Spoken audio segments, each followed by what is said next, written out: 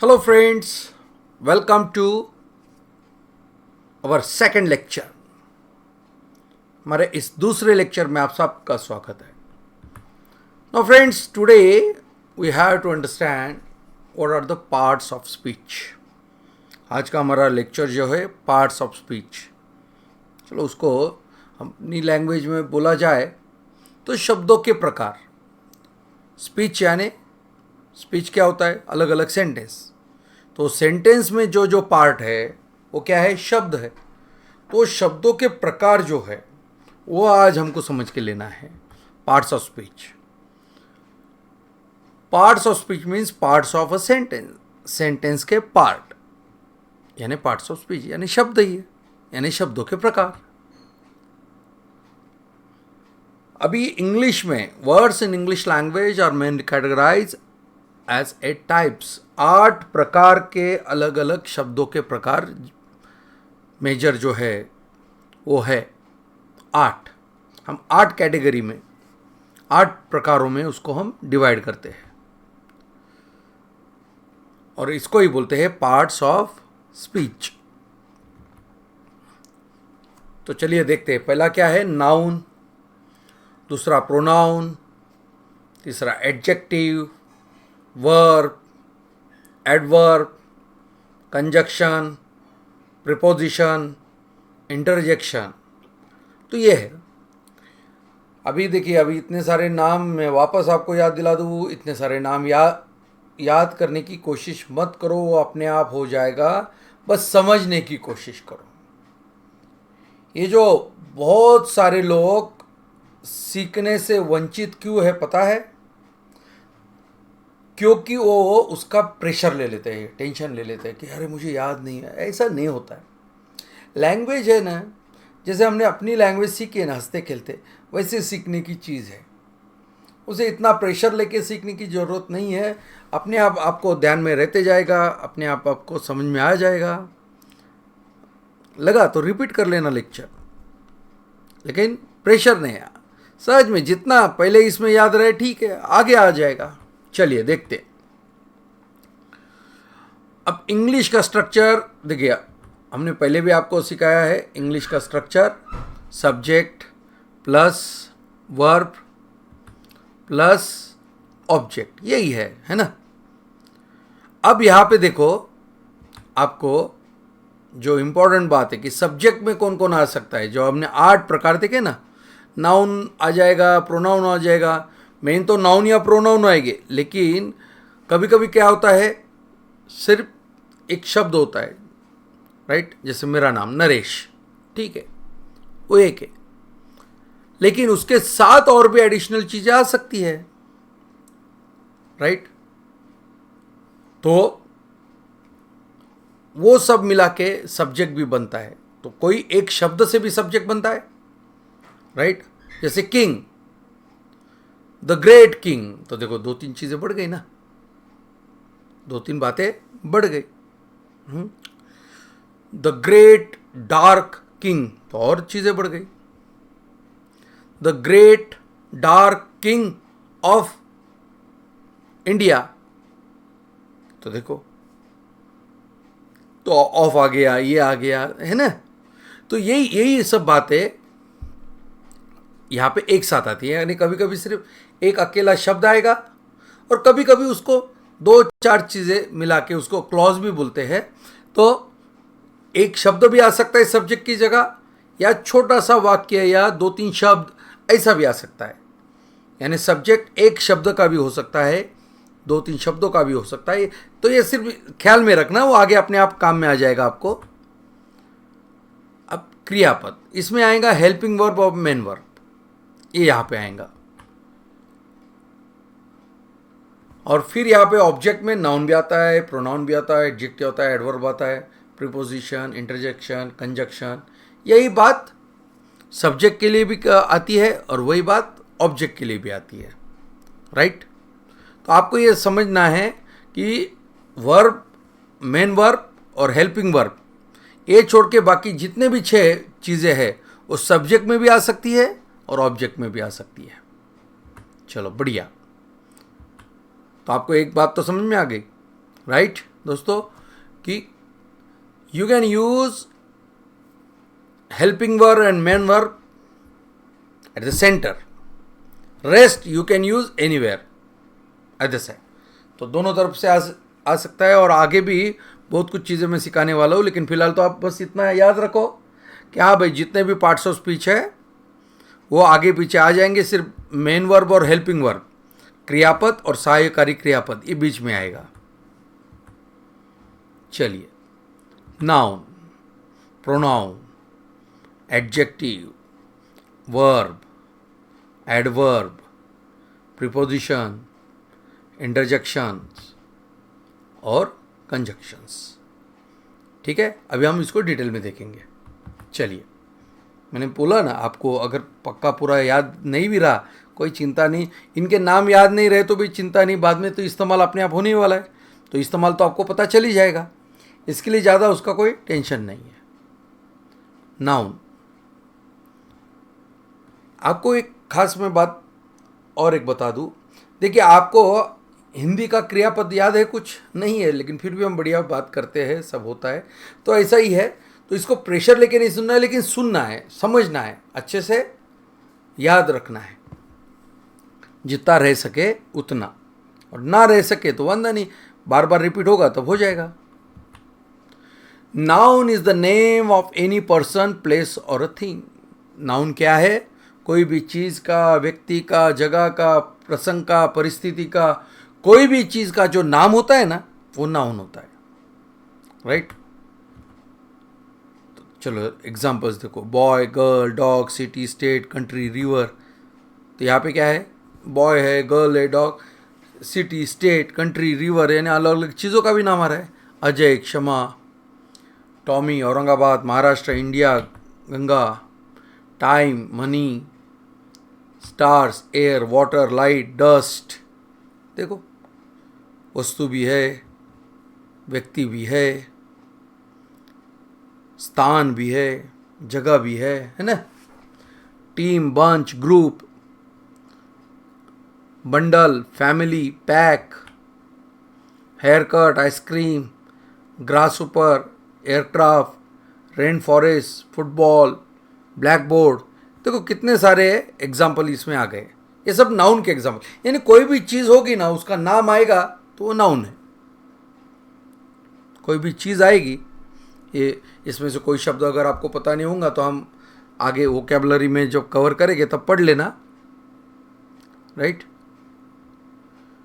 लेकिन कोई भी वस्तु का नाम ये नाउन में आता है। और देखिए, मैं एक्सप्लेन भी कर रहा हूँ तो मीनिंग ज़्यादातर मैं समझाने की कोशिश करता हूँ। तो नाउन यानी नाम, जो हम हिंदी में बोलते हैं। अभी प्रोनाउन यानी सर्वनाम। अभी बहुत बार ऐसा होता है कि हम किसी से बात कर रहे हैं तो पहले क्या बोलेंगे? उनका नाम लेके बोलेंगे, फिर बाद में आप करके बोलेंगे, राइट? किसी और के बारे में कि हाँ, हमारे संदीप सर के बारे में बात करेंगे तो पहले मैं संदीप सर बोलूँगा, बाद में वो जो है ना, तो अभी संदीप सर की जगह मैंने क्या इस्तेमाल किया? ओ, राइट? तो इसी को सर्वनाम बोलते हैं, प्रोनाउन बोलते हैं, राइट? तो pronoun is a word that is use instead of a noun. Noun की जगह जब इस्तेमाल होता है वो प्रोनाउन होता है। अब इसके भी सिर्फ एग्जाम्पल देख लो, राइट? को I, we, you, he, she, it, they, इसका मतलब यहाँ पे लिखा है, आपको पढ़ना है तो पढ़ सकते हैं। आई बोले तो मैं, वी हम, यू तू, यू आप। यू के दो प्रकार है ना, एक सिंगुलर, एक प्लूरल, है ना? सबको मिला के भी यू बोला जाता है और अकेले इंसान को भी यू बोला जाता है, तो वो दोनों में आता है। थर्ड पर्सन होगा तो ही शी इट आएगा, जो यहाँ पे हमारे सामने नहीं है और उसके बारे में हम बात कर रहे हैं, ही शी इट। और बहुत सारे होंगे तो दे भी आता है, तो राइट? आई यानी मैं अकेला, लेकिन हम सब के बारे में बात करूँगा तो वी, राइट? अब इसको भी ऐसा कुछ बहुत ज़्यादा ध्यान में रखने की जरूरत नहीं कि अरे फर्स्ट पर्सन ये आता है, ये ऐसा मत करो। ये बस ये प्रोनाउन है, ये I, you, he, she, it, we, you, they, बस ऐसा थोड़ा बहुत भी समझ में आ गया। और ये कहाँ पे आता है? सब्जेक्ट में आता है। कहाँ आता है? I, we, you, he she it they कहाँ आएगा, सब्जेक्ट में आएगा। ऑब्जेक्ट में जब, जैसे मैं अपने लिए ऑब्जेक्ट में जब रहूँगा तब मैं मी इस्तेमाल करूँगा, हम सब के लिए अस इस्तेमाल करूँगा, यू के लिए तो दोनों जगह यू आएगा ऑब्जेक्ट की जगह। जो आपको बोला है ना कि सेंटेंस के स्ट्रक्चर में शुरू में होता है सब्जेक्ट, आखिरी में होता है ऑब्जेक्ट, तब जो ऑब्जेक्ट की जगह प्रोनाउन इस्तेमाल करते हैं तो ये आते हैं me, us, you, him, her, it, them. तो ये ऑब्जेक्ट की जगह। अभी इसको भी बस सुन लो, समझ लो, आगे इस्तेमाल में तो मैं हर बार देने वाला हूँ, चिंता मत करो। कोई चीज़ ऐसा नहीं है कि नहीं अरे मेरा मिस हो गया, कुछ नहीं, मैं बार बार रिपीट करूँगा, बार बार सब कुछ बताऊँगा, तो आप कोई मिस नहीं करोगे। और ये जो टेक्निक है ना, जब आपका एक्चुअल स्ट्रक्चर अभी, और आज का कल का लेक्चर हम पार्ट्स ऑफ स्पीच में ही जाएगा, समझेंगे, लेकिन जब हम परसों से सेंटेंस मेकिंग सीखना शुरू करेंगे तो एक अलग हम टेक्निक का इस्तेमाल करते हैं, जिससे आपको मुश्किल कुछ जाएगा ही नहीं, सब आपको आराम से मिलते जाएगा। और ज़रूरी क्या है, आपका सीखना ज़रूरी है। मैं कॉम्प्लिकेटेड करके सिखाऊँ और मैं बहुत, अरे भाई हम बहुत होशियार है, बहुत इंटेलिजेंट है और देखो मैं क्या, वो ज़रूरी नहीं है। टीचिंग क्या होता है, टीचिंग ये आर्ट है, सामने वाले को आना चाहिए। मेरे पास कितना है वो मैं दिखाते जाऊँगा तो आप ठीक है चलो वॉइस और एक्सेंट का ट्रेनिंग मैं दे दूँ, लेकिन ऐसा नहीं होता है। आपको पहले बेसिक सीखना ज़रूरी है, तो उसको आपके साथ उस तरीके से हमको सिखाना चाहिए। गुड टीचर का वो एक क्वालिटी होना चाहिए। तो इसके लिए ना ये बहुत सिंपल है और सिखाया भी ये बहुत आसान तरीके से, तो आपको सबको आ जाएगा। और पॉसेसिव में माय माइन, जब हम हमारा ओनरशिप दिखाते हैं, हम मालिक है उसका, ऐसा जब बताना होता है कि my pen, our home, your car, your notebook, his notebook, her notebook, right, it's hard disk, their team, ऐसे बहुत सारे इस्तेमाल हो गए जब ओनरशिप बताना है कि उनका है भाई, उसका है, मेरा है, आपका है, तेरा है, ये सब इसमें आता है, राइट। Very good. अब देखिए एडजेक्टिव। एडजेक्टिव क्या है, जो हमारा नाउन है ना उसके बारे में ज़्यादा इंफॉर्मेशन जो देगा ना। Adjective is a word use with a noun to describe और tell more information about it, right. चलो देखते हैं। Sita is a clever girl. तो अभी गर्ल के लिए क्या बोला है, clever. I don't like that boy, कौन सा बॉय, ओ वाला बॉय, तो बॉय के बारे में एक्स्ट्रा इन्फॉर्मेशन हो गई। गर्ल के बारे में क्लेवर, ये एक्स्ट्रा इन्फॉर्मेशन होगी। The magical wizard cast a spell on the witch, तो विजार्ड यानी वो जादूगर होते ना, तो मैजिकल विजार्ड, तो उसने क्या किया, cast spell on the witch, उसने कुछ जादू मंत्र सामने वाले विच पे, यानी वो जो बैड लेडी बोला जाता है उसके ऊपर डाला, right. The magical wizard cast spell on the witch. तो यहाँ पे मैजिकल जो है ना वो एक्स्ट्रा इंफॉर्मेशन दे रहा है कि विजार्ड कौन से, मैजिकल विजार्ड, सादा सादा ये नहीं, तो मैजिकल विजार्ड। विजार्ड यानी वो जो एक इंटेलिजेंट आदमी होता है जिसको सब नॉलेज होता है मंत्र तंत्र का, ऐसे ही व्यक्ति को विजार्ड बोलते हैं। The dragon in the cave was scary, right. अब ये स्केरी जो है वो एक्स्ट्रा इंफॉर्मेशन दे रहा है, राइट। किसके बारे में, ड्रैगन के बारे में। The dragon in the cave was scary. The unicorn ran into the dark forest, तो यूनिकॉर्न जो होता है ना वो खास मेरे ख्याल से घोड़ा, तो ran into the dark forest, तो कौन से फॉरेस्ट में, डार्क फॉरेस्ट में हो गया। They live in a beautiful house, तो हाउस का एक्स्ट्रा इन्फॉर्मेशन क्या, ब्यूटीफुल। फॉरेस्ट का क्या है, एक्स्ट्रा इन्फॉर्मेशन, डार्क। तो ऐसा जो एक्स्ट्रा इन्फॉर्मेशन नाउन के बारे में देता है उसे एडजेक्टिव बोला जाता है, right. Clever, that, magical, scary, dark, beautiful. अभी देखिए, अभी होता क्या है, हमने देखा है कि वर्कशीट देते हैं लोग और फिर उसमें कभी आप वो ढूंढ पाते हो, कभी नहीं ढूंढ पाते हो, लेकिन उस वजह से हमारा कॉन्फिडेंस मार खा जाता है, क्योंकि हर कोई उतना परफेक्ट कर पाएगा ऐसा नहीं है। लेकिन ये ज़रूरी नहीं है ना, ज़रूरी है उसका इस्तेमाल, जो मैं आपको आगे आराम से सिखाऊंगा और आप कर भी पाओगे, बहुत इजीली कर पाओगे। इसको ज़रूरी नहीं ध्यान में रखना चाहिए अच्छा इसको एडजेक्टिव बोलते हैं, नहीं ठीक है, आपको पता होना चाहिए, इसके लिए मैं आपको पार्ट्स ऑफ स्पीच बता रहा हूँ, इसे कोई याद रखने के लिए नहीं बता रहा हूँ, या उसको ध्यान में रख के आपको सेंटेंस बनाना है ऐसा भी मत समझो, ये भी गलती मत करो।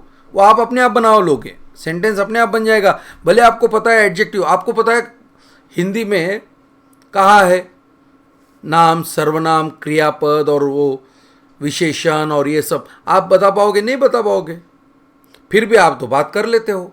तो ऐसा ही इंग्लिश में भी है, तो इसका हमें वो ग्रामेटिकल तरीके से ही पता होना चाहिए ऐसा ज़रूरी नहीं है, लेकिन हाँ नॉलेज होना चाहिए, पता होना चाहिए। हाँ ठीक है, एडजेक्टिव भी कुछ होता है जो इन्फॉर्मेशन एक्स्ट्रा देता है।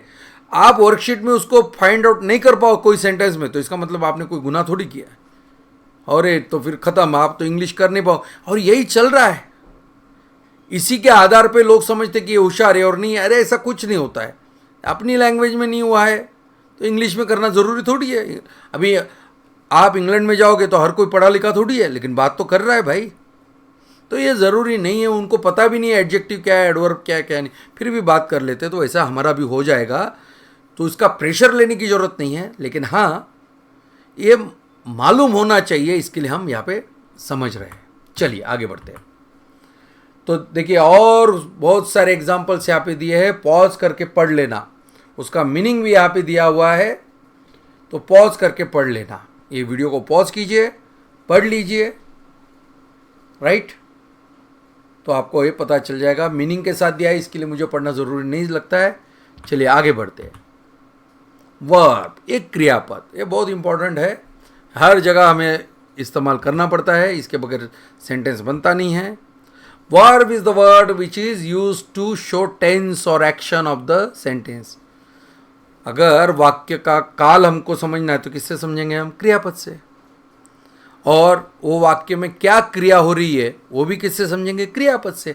तो वही क्रियापद वर्ब यहाँ पे हमको समझना है। टाइप्स ऑफ वर्ब, एक हेल्पिंग वर्ब होता है जो मदद करने वाला है, जैसे इज, एम, आर, है ना, हैव, हैड, ये सब एग्जाम्पल दे रहा हूँ, आगे हम इस्तेमाल भी समझने वाले उसका, लेकिन आज सिर्फ समझ लो कि ऐसा कोई हेल्पिंग वर्ब होता है भाई। कैन है, कूड है, मे है, हैव हैज़ है ना। और मेन वर्ब जैसे रनिंग है ना, ये मेन वर्ब है। कम, गो है ना, तो ये मेन वर्ब है। ईटिंग, राइट, ये मेन वर्ब है। तो ये आपको समझना है। Helping verb, it is use to tell tense of the sentence. Sentence का काल पता इसी से होता है। अभी इज, एम, आर होगा तो हम पता चल जाएंगे कि वर्तमान काल है भाई। चलिए देखते आगे। अब प्राइमरी ऑक्सिलरी वर्ब, तो ये क्या है? Am, is, are, was, were, जैसे टू बी का बोला जाता है, ये टू बी में आता है। टू हैव में हैव, हैज़, हैड। अब ये ज़रूरी नहीं है आपको कि टू बी वाली याद करके रख लो, कोई टेंशन मत लो। जब हम सेंटेंस बनाने लग जाएंगे ना तो ये सब ज़रूरी नहीं होगा, ये टू बी वाला है, प्राइमरी है, कौन है, ये इंपॉर्टेंट नहीं रहेगा। आप इस्तेमाल कर लोगे, सेंटेंस बना भी लोगे, आपको पता भी नहीं चलेगा कि ये ऑक्सिलरी था, टू हैव था, टू डू था, लेकिन फिर भी पता होना चाहिए। इसके लिए हम यहाँ पे एक जस्ट आपको एक बार आपने सुन लिया तो ठीक है, दिल में किधर बैठ जाएगा, लेकिन उसको कोई रट्टा मार के एकदम उसको कॉन्शियस मत होना। इस कॉन्शियस होने के वजह से ही सारी तकलीफ है। ये हम एक्सपीरियंस से बात कर रहे हैं, कितने सालों का रिसर्च है इसके ऊपर, और हमको पता चला ये अलग अलग गलत फहमी और गलत विचारधारा के वजह से कई लोग सीख नहीं पाते। चलो आगे। मॉडल ऑक्सिलरी वर्ब्स में can, may, shall, will, must, could, might, should, would, ये सब आते हैं। आपको अगर शांति से पढ़ना है तो उसको पॉज करके पढ़ लो। चलिए next, main verb, it is use to tell action of the sentence. वाक्य का अंदर क्रिया क्या हो रही है वो हम इसी से बताते हैं, मेन वर्ब से। तो देखिए उसके कुछ example. First form, second form, third form, fourth form, fifth form, ऐसा बोलते हैं, यानी सिंपल एक्शन पास्ट है। अभी ये सब इतना आपको पढ़ना है तो पॉज करके पढ़ लीजिए, लेकिन इसका ज़्यादा ये मत कर लेना। इसका बहुत सिंपल है। फर्स्ट फॉर्म जो है go, eat, study, catch, speak, sit, give, ये फर्स्ट फॉर्म है। इन्हीं के अभी सेकंड फॉर्म देखो। गो का क्या बन गया? वेंट। ईट का क्या हुआ? एट। स्टडी का क्या हुआ? स्टडीड। कैच का कॉट। स्पीक का स्पोक। सीट का सैट। गिव का गेव। थर्ड फॉर्म हो गया। तो हमें ना उसको first form, second form, third form, fourth form, fifth form, ऐसा ही हम याद रखेंगे। Gone, eaten, studied, caught, spoken, sat, given. Go का क्या हो गया? Gone, third form. ईट का इटन। स्टडी का स्टडीड, यानी उसका सेकंड और थर्ड सेम रहा। कैच का कॉट, दोनों सेम रहा। स्पीक का स्पोक हुआ और थर्ड फॉर स्पोकन हुआ। जो हमारा स्पोकन इंग्लिश का कोर्स, उसका नाम यही से आता है, सिट, सैट, सैट। तो दोनों देखो सेकंड थर्ड सेम है। Give, gave, given. बार बार मैं आपको ये सारे फॉर्म भी दूंगा और वो सारे वर्ब भी आपको हमेशा देते रहेंगे, और उसके बाद ही आप इस्तेमाल करोगे। फोर्थ फॉर्म जो है ना वो सिंपल है, आईएनजी फॉर्म है। क्या बोला जाएगा उसको? ING form. हर एक के पीछे आईएनजी। गो के पीछे गोइंग, ईट के पीछे ईटिंग, है ना, राइट। थोड़ा बहुत स्पेलिंग में देखो, सीट में क्या है, डबल टी करना पड़ा, तो ये जैसे जैसे हमारा प्रैक्टिस बढ़ते जाएगा, याद होते जाएगा और पक्का बैठ जाएगा दिल में। हो सका तो या थोड़ा बहुत याद कर लेंगे, नहीं हुआ तो चिंता मत करना, वो अपने आप आगे हो जाएगा। और फिफ्थ फॉर्म जो है ईएस, एस जब लगाते हैं, एस और ईएस हम लगाते हैं, वो fifth form, simple actions with suffix. Okay, तो ये सारे फॉर्म यहाँ पे है। अब आप ये बस एक, आपको वापस सुनना है पूरा वीडियो तो आप सुन सकते हो, लेकिन एक सिंपल कि ये नाउन होता है, जो किसी का भी नाम है नाउन, उसके बदले हम जो इस्तेमाल करते हैं वो प्रोनाउन होता है। अब ये नाउन और प्रोनाउन के बारे में एक्स्ट्रा इन्फॉर्मेशन अगर कहीं मिली तो वो एडजेक्टिव होता है या एडवर्ब होता है। वर्ब के बारे में इन्फॉर्मेशन मिली तो भी वही होता है। और साथ ही साथ फाइनल जो है वर्ब, जो हम क्रिया को दिखाने के लिए इस्तेमाल करते हैं, या काल को, उसमें भी हेल्पिंग वर्ब है, जो is, am, are, was, were, have, has, had, है ना, कैन, कुड, ये सब। और एक है मेन वर्ब, राइट, जो एक्शन दिखा रहा है, जो हम यहाँ पे अभी पढ़ रहे हैं। देखो, go, eat, study, catch, speak, sit, give. Go यानी जाना, ईट यानी खाना, स्टडी यानी पढ़ाई करना, कैच यानी कैच करना, स्पीक यानी बात करना, सीट यानी बैठना, गिव यानी देना। चलो, ये भी हमने मीनिंग बोल दिया। अभी उसी के आगे जो है वो सिर्फ क्या है, उसके मीनिंग में जाने की ज़रूरत नहीं, वो सिर्फ उसके अलग अलग फॉर्म है, अलग अलग काल में इस्तेमाल करने के लिए अलग अलग फॉर्म। देखिए, इज गोइंग होम, देखिए is going, I had eaten in morning, had eaten, Rajesh will play piano in the function. अब मैं जो ये सेंटेंस पढ़ रहा हूँ ना, इसमें का कभी कभी किसी को अगर कोई सेंटेंस का मतलब नहीं समझा तो ज़्यादा टेंशन मत लो, हो सके डिक्शनरी इस्तेमाल करके कर लो, लेकिन वो आगे आपको समझ में आ जाएगा। अभी तो हम सिर्फ एग्जांपल ले रहे हैं, पार्ट्स ऑफ स्पीच है। एक्चुअल जब सेंटेंस बनाने का काम चालू हो जाएगा तो मीनिंग भी समझेगा, सब समझेगा। He had bought a car recently, अभी अभी उसने कार खरीदा है। Saurabh dance well last night, कल रात को सौरभ ने बहुत अच्छा डांस किया, right. This laptop works well, देखिए is going, had return, will play, do, has bought, dance, works, तो ये सब वर्ब के टाइप है। So that's it my dear friends, आज के लिए इतना काफ़ी है। आगे के पार्ट्स ऑफ स्पीच हम कल देखेंगे और परसों से सेंटेंस मेकिंग। तो दोस्तों बहुत बढ़िया मज़ा आने वाला है। I am very excited to teach you. मुझे बहुत अच्छा लग रहा है कि मैं ऐसा कुछ काम कर रहा हूँ जिससे हर किसी को फ़ायदा होगा। तो मेरा भी आप सब से निवेदन रहेगा कि आप अपने बाकी दोस्तों को भी ये ऐप डाउनलोड करके ये कोर्स करने का सजेशन दीजिए। फ्री ऑफ कॉस्ट है, हमें कोई पैसा इसमें से आपसे फीस लेना नहीं है। ये 120 लेक्चर्स कंप्लीटली फ्री आपको मिलेंगे। Thank you, see you in next lecture. Thank you.